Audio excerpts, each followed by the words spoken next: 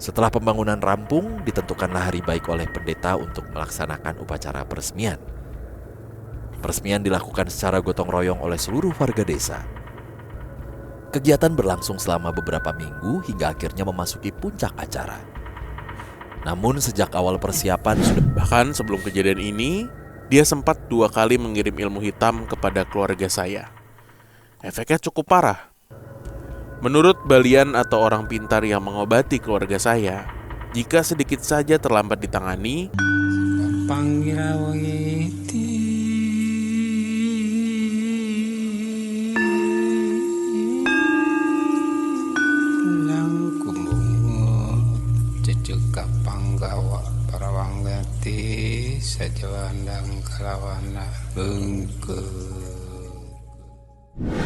Assalamualaikum warahmatullahi wabarakatuh. Shalom, Om Swastiastu, Namo Buddhaya. salam kebajikan. Selamat datang kembali di podcast Malam Kliwon episode 706.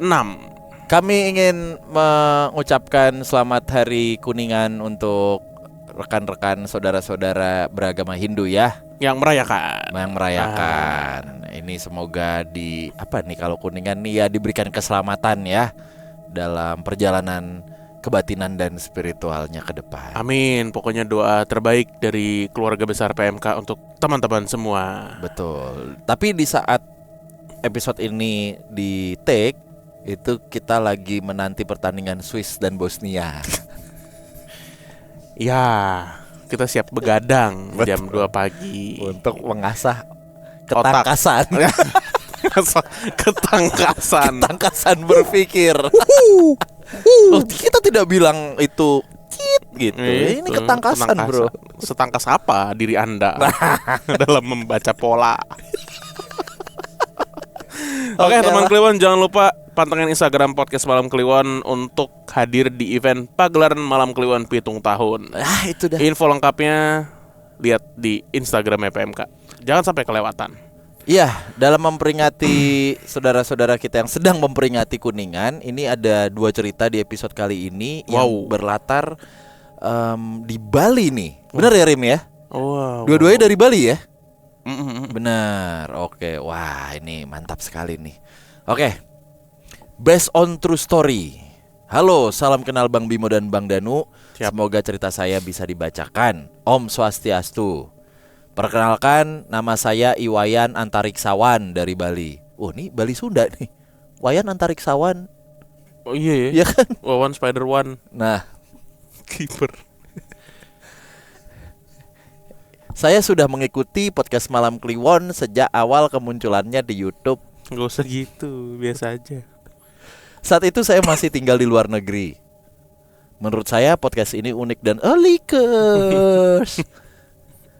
Oke. Sebenarnya saya sudah lama ingin mengirimkan cerita, tapi entah kenapa selalu tertunda. Sampai episode sudah ratusan saya masih belum juga menuliskannya. Tapi baiklah, cukup untuk puji-pujiannya. Kita masuk ke ceritanya.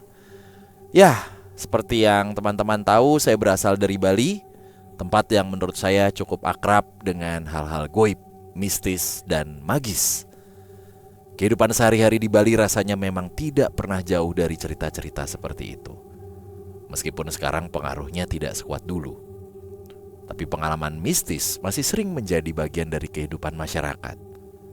Dari sekian banyaknya pengalaman yang pernah saya alami atau dengar dari orang-orang sekitar, cerita yang satu ini adalah yang paling luar biasa. Bahkan hingga sekarang, saya masih menganggapnya sebagai pengalaman mistis paling epik yang pernah saya saksikan sendiri. Sebagai catatan, cerita ini saya tulis berdasarkan sudut pandang pribadi karena saya benar-benar mengalaminya secara langsung. Dan yang paling menarik, ada plot twist di akhir cerita yang berkaitan dengan rumah saya sendiri. Kejadian ini terjadi sekitar awal 2000-an, ketika saya masih duduk di bangku SMA.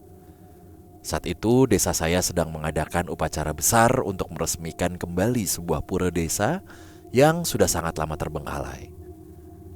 Dalam tradisi Bali, upacara tersebut dikenal sebagai melaspas, atau jika disederhanakan bisa dianggap sebagai bentuk syukuran dan penyucian bangunan. Saya masih ingat betul kondisi pura itu. Letaknya dekat dengan sekolah dasar tempat saya pernah belajar hingga kelas 4 sebelum pindah ke desa lain. Sejak kecil, pura tersebut sudah berkali-kali dipugar. Bahkan renovasinya sudah dimulai jauh sebelum saya masuk SD. Namun entah kenapa, proses pembangunannya itu tidak pernah benar-benar selesai. Lama-kelamaan tempat ini menjadi terbengkalai. Bangunannya rusak, temboknya dipenuhi tanaman liar, dan suasananya semakin menyeramkan karena di belakang pura berdiri pohon beringin yang sangat besar, serta sebuah hutan bambu yang terkenal angker di desa kami. Saat masih SD, kami sering bermain di lapangan dekat pura itu. Hampir semua anak seusia saya menganggap tempat itu berhantu. Singkat cerita, setelah puluhan tahun terbengkalai, akhirnya pura tersebut kembali direnovasi secara serius hingga selesai. Setelah pembangunan rampung, ditentukanlah hari baik oleh pendeta untuk melaksanakan upacara peresmian. Peresmian dilakukan secara gotong royong oleh seluruh warga desa. Kegiatan berlangsung selama beberapa minggu hingga akhirnya memasuki puncak acara. Namun sejak awal persiapan sudah banyak kejadian aneh yang dialami warga. Ada yang tiba-tiba sakit, terjadi perselisihan antar warga, cuaca sering berubah secara nggak wajar, dan berbagai perlengkapan upacara sering hilang lalu muncul kembali dalam kondisi yang aneh. Bahkan, menurut cerita orang tua saya, pernah ditemukan tanah kuburan yang sengaja ditebarkan ke dalam banten atau sesajen yang sedang dipersiapkan untuk upacara. Hampir setiap hari ada aja warga yang kesurupan, mulai dari yang hanya berteriak-teriak sampai yang merusak sesajen yang sudah dibuat. Yang sudah selesai dibuat. Akibatnya para pemangku dan tokoh adat tidak hanya sibuk mempersiapkan upacara, tetapi juga harus berkali-kali menangani orang yang kerasukan. Puncak kejadiannya terjadi pada malam peresmian pura. Seluruh warga desa hadir, anak-anak, remaja, orang dewasa, hingga lansia memadati area pura. Bahkan banyak warga dari desa lain ikut datang untuk bersembayang. Semakin malam, suasana semakin ramai. Namun bersamaan dengan itu jumlah orang yang kesurupan juga semakin banyak. Satu persatu orang mulai berteriak dari tengah kerumunan. Puluhan orang yang kesurupan bergerak menuju area utama pura. Situasinya sangat mencekam. Biasanya, dalam tradisi kami, orang yang kesurupan saat upacara keagamaan dipercaya bukan dirasuki hantu atau setan, melainkan menjadi media bagi entitas suci yang memberi petunjuk kepada masyarakat. Namun, malam itu berbeda. Orang-orang yang kesurupan mulai bertindak semakin agresif. Mereka melempar sesajen, dupa, dan berbagai perlengkapan upacara keluar area pura. Belakangan diketahui bahwa sesajen-sesajen tersebut dipercaya telah terkontaminasi oleh unsur-unsur buruk yang sengaja digunakan untuk mengganggu jalannya upacara. Karena itulah mereka berusaha membersihkan dalam tanda kutip sesajen tersebut dengan cara melemparkannya. Tidak berhenti sampai di situ, mereka juga mulai melempar miniatur tombak, perlengkapan ritual, dan berbagai benda lain keluar dari pura. Lalu tiba-tiba salah satu seorang yang kesurupan itu berteriak keras bahwa sosok yang menjadi dalang di balik semua gangguan ini harus dikejar. Menurut mereka, ada beberapa entitas berwujud leak yang sedang berusaha merusak jalannya upacara. Entah bagaimana awalnya, hampir seluruh laki-laki di pura, terutama para pemuda dan bapak-bapak, langsung ikut berlari mengejar sesuatu yang bahkan tidak bisa kami lihat. Kami hanya mengikuti orang-orang yang kesurupan yang berlari di depan. Kejar-kejaran itu berlangsung ke berbagai arah. Ternyata bukan hanya satu entitas yang dikejar. Ada beberapa sosok yang dianggap sedang melarikan diri. Tanpa sadar, kami berlari sangat jauh. Kami menerobos kebun salak berduri, semak belukar, dan area gelap yang seharusnya sulit dilewati pada malam hari. Namun saat itu kami seolah tidak merasakan apa-apa. Keluar dari area perkebunan, kami tiba-tiba sudah berada di jalan utama desa. Di depan kami, orang-orang yang kesurupan terus memimpin pengejaran. Beberapa di antara mereka membawa dupa yang menyala. Yang membuat merinding, ada yang bahkan menggigit dan menelan bara dupa itu seperti sedang memakan makanan ringan. Kami terus berlari hingga beberapa kilometer. Akhirnya rombongan berhenti. Orang yang kesurupan di barisan depan mulai merapal sesuatu yang terdengar seperti mantra atau bahasa Sanskerta. Saat itulah kami melihat kilatan cahaya di kejauhan. Sekitar 500 meter di ujung jalan, tampak cahaya yang seolah berdiri diam, seperti sedang menantang kami. Teriakan kembali terdengar, dan tanpa ragu, seluruh rombongan kembali berlari menyerbu ke arah cahaya itu. Malam itu terasa seperti sebuah peperangan. Bukan perang biasa, melainkan perang yang tidak bisa dijelaskan dengan logika. Kami berlari seperti pasukan yang sedang menyerang musuh. Semakin dekat, cahaya itu juga terlihat bergerak mendekati kami. Lalu terjadilah benturan. Beberapa warga yang membawa balok kayu, bambu, bahkan senjata tajam langsung menyerang sesuatu yang mereka lihat. Kejar-kejaran berlanjut hingga masuk ke halaman salah satu rumah warga. Akhirnya sosok itu berhasil dalam tanda kutip ditangkap dan dibawa ke tengah jalan. Di sana warga yang kesurupan memukulnya, menyulutnya dengan dupa, menendangnya dan terus menyerang. Dari tengah kerumunan terdengar suara jeritan yang katanya menyerupai suara monyet. Menurut kepercayaan setempat, leak memang bisa berwujud bermacam-macam termasuk hewan. Namun beberapa saat kemudian terjadi sesuatu yang mengejutkan. Sosok yang tadi dipukul tiba-tiba menghilang. Yang tersisa hanyalah seorang manusia biasa. Kami semua tersadar bahwa orang yang selama ini kami pukuli ternyata bukan leak, melainkan seorang warga yang kebetulan lewat di lokasi. Kasian banget. Tan, namanya orang salah paham. Lagi situasi emosi. Orang lewat diantemin, sundut dupa. Dia monyet. Suara kayak monyet. Pura-pura Monyet. Layak bisa jadi apa saja. dikasih bara. Lu coba aja sundut, kalau nggak teriak lu kayak monyet. Oh, tenang. Yang lebih mengejutkan lagi, orang itu sama sekali tidak terluka. Padahal sebelumnya ia dipukuli rame-rame oleh banyak orang. Anjir, tekbal.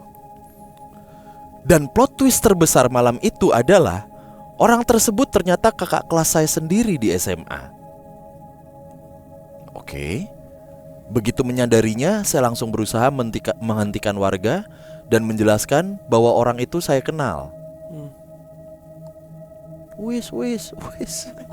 Sejawa. Oh, iya. Orang Bali. Orang Bali. Oh, iya. Wis. Aduh. Untungnya kerumunan segera membubar dan kembali fokus mencari entitas yang sebelumnya mereka kejar. Oh, tetap salah, bro. Salah sasaran, bener.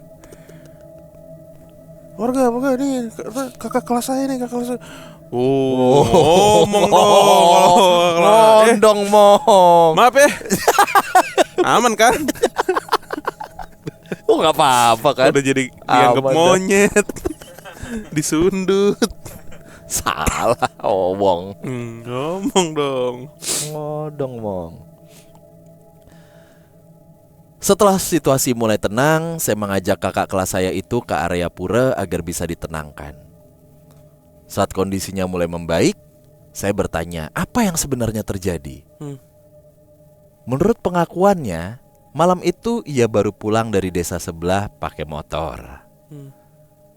Di tengah perjalanan, ia melihat kerumunan warga dari kejauhan dan merasa penasaran. Ketika mendekat, tiba-tiba rombongan warga berlari ke arah. Ini kan. Rame banget tuh warga. Warga tuh. Ngejar apa ya? Itu masih ada provokator itu warga tuh. No cahaya no. Padahal batok Mio. Para batok GL. Batok Supra. Ah tuh dia cahayanya tuh. Anjing dikejar dah. Muter balik kan susah tuh. Gue kebayang motornya Farhan Frisia. Oke. Ketika ia mendekat, tiba-tiba rombongan warga berlari ke arahnya. Setelah itu ia tidak ingat apa-apa lagi. Sampai sadar sudah berada di tengah kerumunan orang. Mendengar ceritanya saya hanya bisa terdiam.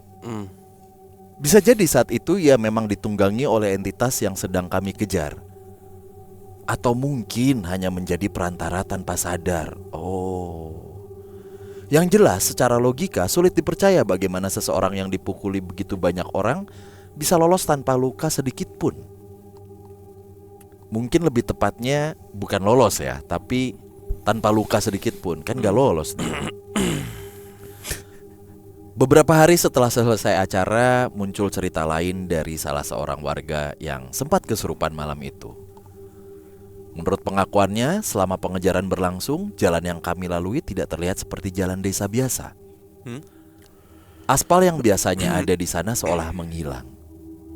Sepanjang jalan yang kami lewati tampak dipenuhi kain putih dan kuning yang membentang sampai ke ujung lokasi tempat entitas itu berhenti. Yang membuat saya merinding, lokasi terakhir tempat entitas tersebut berdiri ternyata berada tepat di depan rumah saya.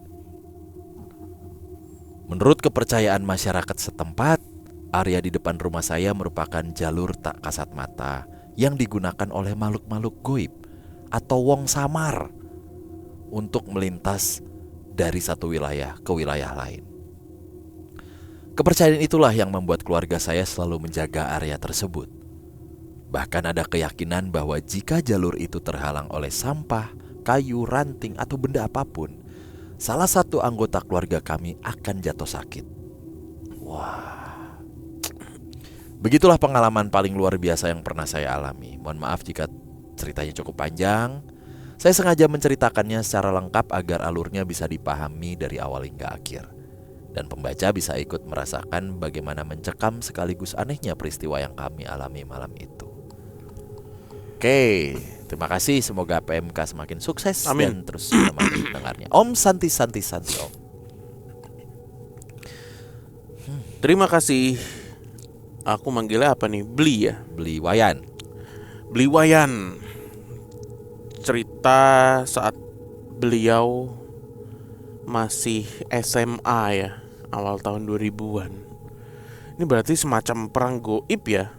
Ya betul. Iya kan? Persiapan untuk upacara yang kok upacara? Bukan upacara. Upacara kan? Upakara. Betul. Upakara. Setelah kita bicara dengan pemangku. Iya, dalam sepanjang persiapannya itu kayak selalu ada gangguan-gangguan ya.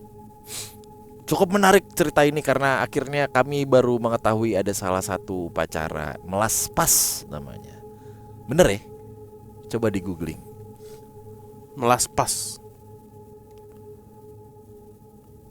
Bener ya? Melaspas. Ya, betul. Ya. Upacara pembersihan atau penyucian sakral untuk bangunan baru atau yang baru selesai direnovasi. Ya rumah, kantor atau toko gitu. Iya, kalau di kita mah kayak selamatan aja gitu ya definisinya. Wah, tapi berarti nggak terungkap siapa sebenarnya yang mengajak dan dikejar tadi tuh si sosok cahaya itu. Unik juga ya. Oh ini ya, kecurigaannya tuh adalah dalangnya tuh wong samar, ya kan? Pokoknya orang-orang yang bisa trans dimensi gitu kan. Iya. Dan pengejaran ini pengejaran goib nih. Iya. Tidak terlihat tapi mungkin Oh, yang kesurupan kan puluhan ya tadi ya. Rame. Jadi mereka Jadi chaos banget itu malam. chaos. Gubrak. Nah, warga yang sadar ngikutin tuh dari belakang. Mana tuh orang-orang gitu ya? Berarti kan kayak perang virtual kan? Kayak dipukulin tapi yang sadar nggak ngeliat kan, nggak ada yang dipukulin. Oh enggak, kan pengejarannya beneran. Oh beneran. Cuman kan Beneran. ada sesuatu yang mereka kejar tapi kita nggak bisa ngeliat gitu. Iya. Terus kayak ada cahaya tapi orang-orang yang ini bisa ngeliat ya. Yang nggak lihat kesurupan. itu yang kerasukan doang. Karena Iya, kan yang yang dipercaya adalah kerasukannya itu bukan kerasukan hantu kan, bukan Bener. kerasukan jin. Nah ya makanya yang sadar kan melihatnya kayak, wih ini Ngejar apa gitu, ngeroyok apa? ngeroyok apa kan gitu kan. Cuman terakhir ada tuh sosoknya. Ternyata kakak kelasnya yang lagi naik motor. Iya. Yang jadi korban.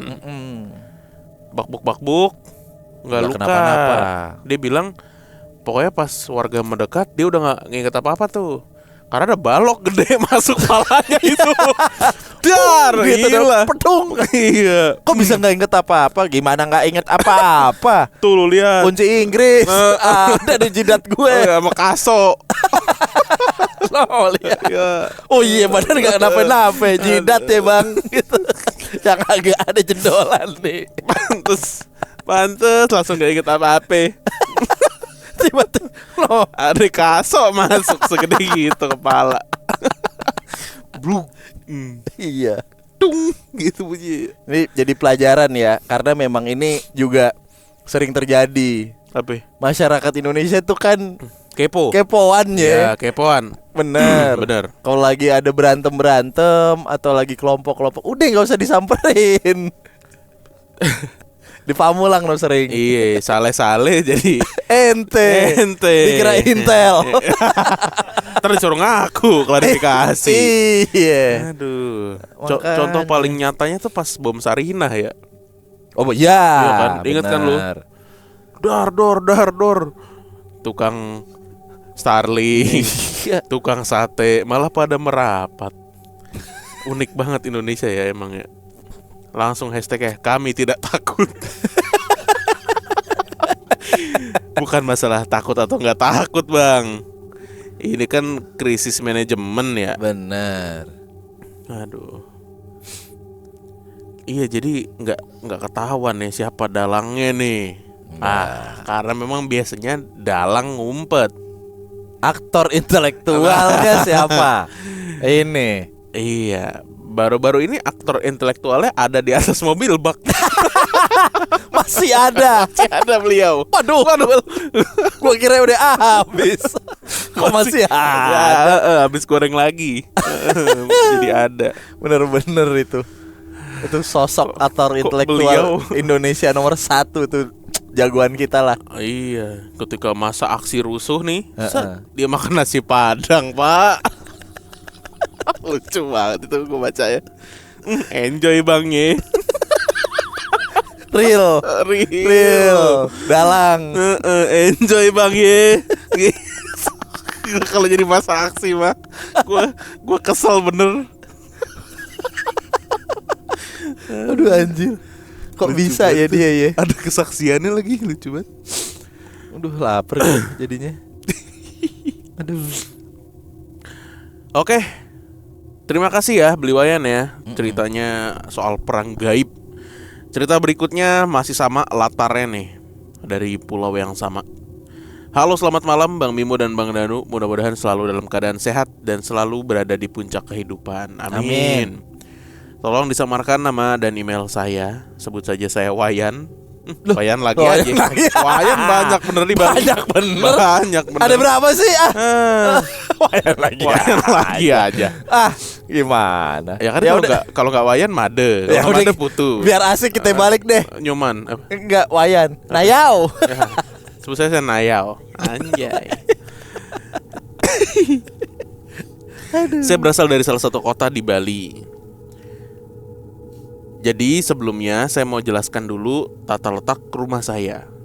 Rumah saya menggunakan model bangunan tradisional Bali yang bentuknya mirip rumah panggung, tetapi bukan terbuat dari kayu. Posisi bangunan rumah lebih tinggi sekitar 1,5 meter dari tanah.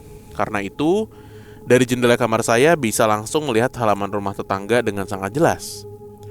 Tetangga di sebelah rumah saya ini konon menekuni ilmu hitam penglihatan. Bahkan sebelum kejadian ini, dia sempat 2 kali mengirim ilmu hitam kepada keluarga saya. Efeknya cukup parah. Menurut balian atau orang pintar yang mengobati keluarga saya, jika sedikit saja terlambat ditangani, nyawa anggota keluarga saya bisa saja tidak tertolong.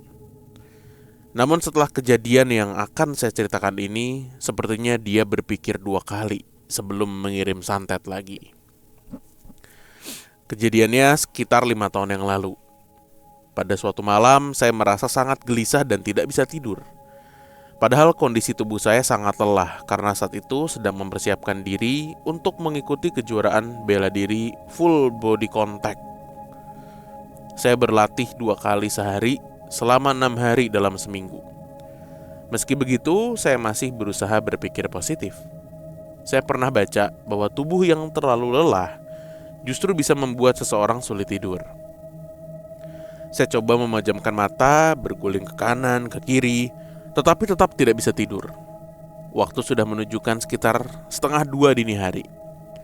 Artinya hampir 3,5 jam saya berbaring tanpa bisa terlelap sejak pukul 10. Sebagai tambahan info, saya orang yang cukup sensitif terhadap hal-hal kayak gitu. Tiba-tiba saya mendengar suara seperti seseorang mengetuk jendela dengan kuku. Bunyi itu terdengar pelan dan berulang. Awalnya saya mengabaikannya, namun setelah saya dengarkan lebih saksama, ternyata suara itu bukan berasal dari jendela. Suara tersebut terdengar seperti tongkat bambu yang dipukul-pukulkan ke tanah. Karena penasaran, saya sedikit membuka gorden kamar dan mengintip ke halaman sebelah.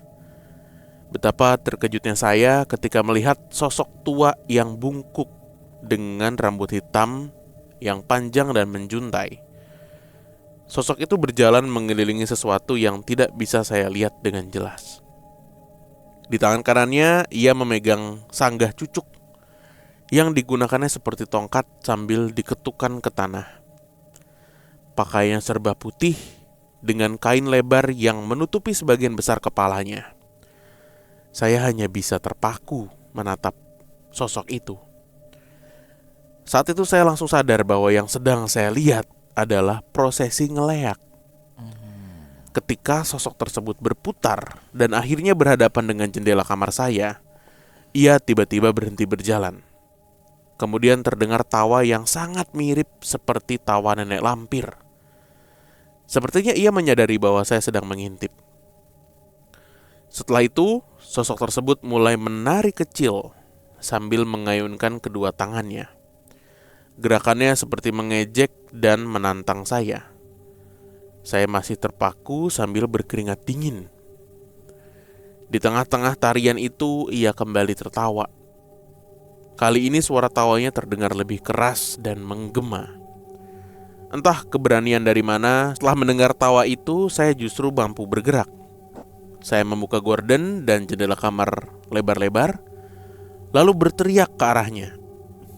Saya memaki sosok tersebut dan menantangnya secara terbuka.